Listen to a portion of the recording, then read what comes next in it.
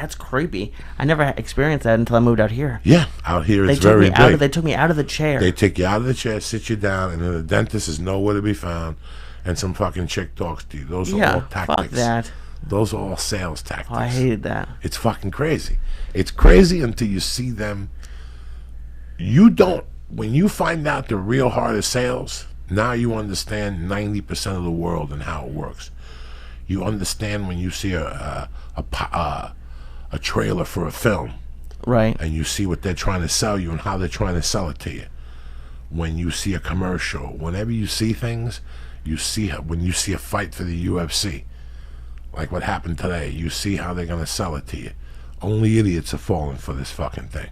Really? Yeah, it's gonna be $99 to get in high definition pay-per-view. I thought it was gonna be more. If you support this, you're a fucking moron. I don't want to see the press conferences. I don't want to see nothing. No, not even a little bit? Not a thing. Nothing.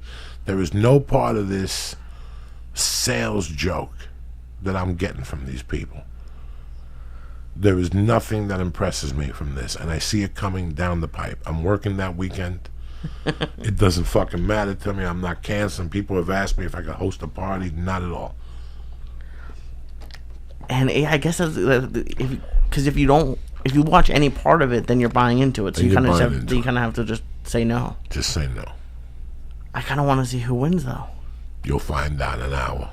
That's true. And you'll save $100, and you won't be part of the fucking general population, which is the most important thing.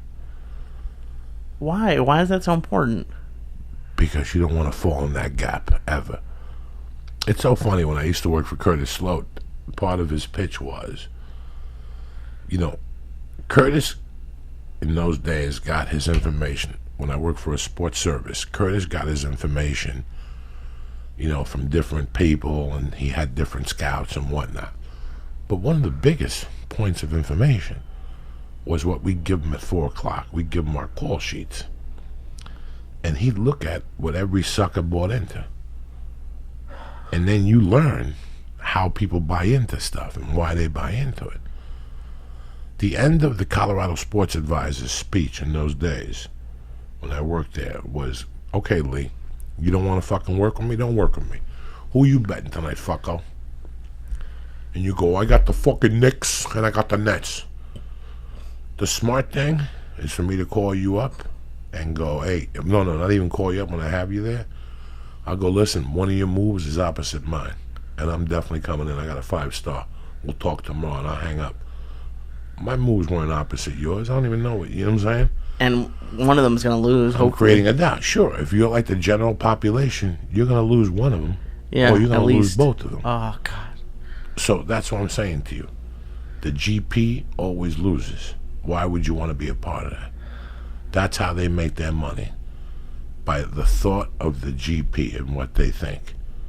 You bet New England for the Super Bowl over Atlanta, not because you're a fucking genius, but because you're a fan, okay? You didn't bet them because you looked at stats and all this shit, and you said Atlanta's going to defend. No. You bet them because you're a fan. It's the people who bet Atlanta for the fuzz. It's the sizzle. They always tell you in marketing to sell the sizzle, not the steak. So does that mean like the most exciting aspect? What's the special tonight, Joey? I got a nice 12-ounce New York cut. I make it with mashed potatoes, fresh mashed potatoes with butter, and I'll give you a house salad for $15.95. Got it. Okay. What if I said, let me tell you something, Lee. I got these steaks that just came in from Omaha. The fucking cow was an Olympic runner. Okay? Okay, number 2, I just had one of those steaks, Lee, and when it came off the fucking thing with some mushrooms and some onions, you could smell the seasonings in the fucking meat. That meat with some mashed potatoes, home whipped, with butter, and I put a little red onion in there to really sizzle it. I got these tomatoes I got. Do you understand the salesmanship of that? Right, yeah. I'm building value and everything along the way. Okay. When you get in a car with a good car salesman, they'll even sell you the rear view mirror. Look at that rear view mirror. Look at that. It's sturdy. You ever push your mirror and it falls off? Yeah, this is sturdy. Feel this. I can fucking put a gorilla on that. You know what I'm saying? When we give you a mirror, we don't charge you $15. It's a $50 mirror, but that mirror is never going to break. You sell value. Look at that ashtray. Look at that fucking ashtray. It's beautiful. You could fit 2,000 pennies in there or 55 joints. They put value on everything. Okay, gotcha.